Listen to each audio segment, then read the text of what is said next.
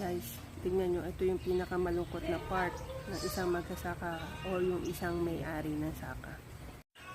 Tingnan nyo, dahil sa bagyo, dumapa na yung mga palay namin. Kasi guys, pag ganyan na bago pa umani at dumapa na yung palay dahil sa pag-ulan or pagbagyo, bababa yung presyo ng palay.